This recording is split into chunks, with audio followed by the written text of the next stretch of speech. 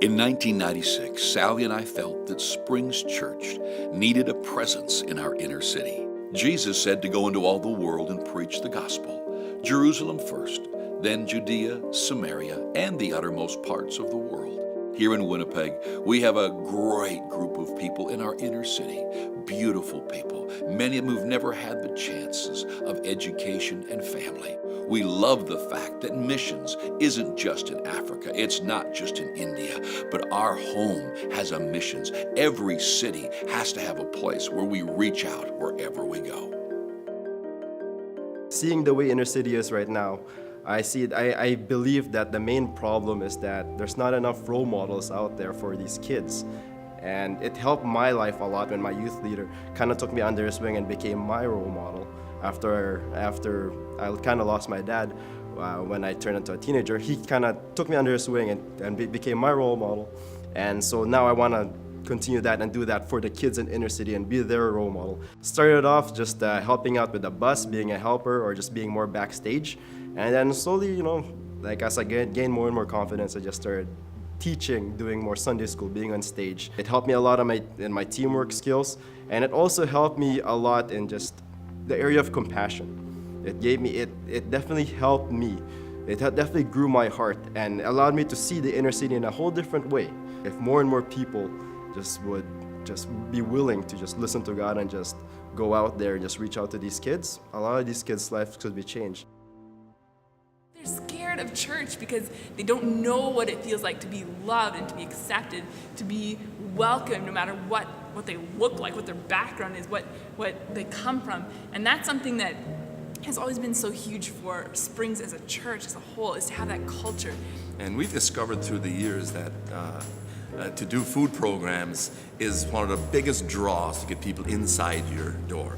And we've also discovered not to focus on the food, to focus on the message. We're always church first. And prayer available, prayer cards on our seats, just like we would on a Sunday service. One of the huge bridge events that we have is actually our community carnival. And this past year we had over 1,600 people that came out to that, and we had close to 200 volunteers that helped to make that possible. So it's just phenomenal.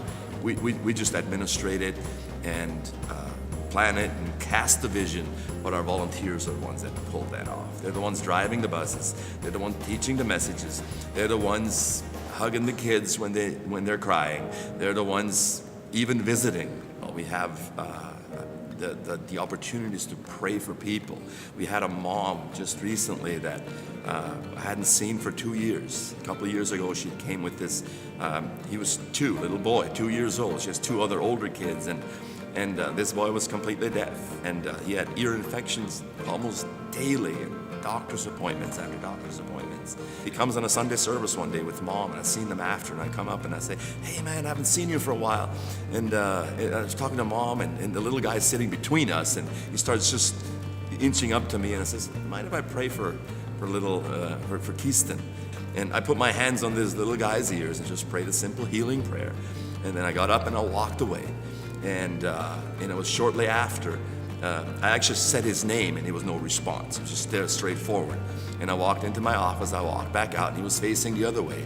And I says, "Keiston," and he whips around and stares at me. Mom was in shock. Had never seen that before. So I'm like, "Mom, I think he hears."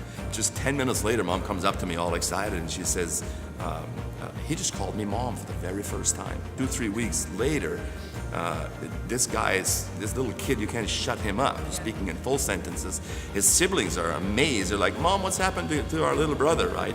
And and then she took him to the doctor, and the doctor did a hearing test. And he says, doctor said he's perfect normal hearing for a 4-year-old. Jesus isn't going to do that. He's not here anymore. He did that. He had a 100% success rate, by the way. And he just calls us to do the same. It's great to feed them. It's great to clothe them. It's great to work with the addictions and the things that they struggle with. But our ultimate vision is to see them rise up and be stunning men and women for God.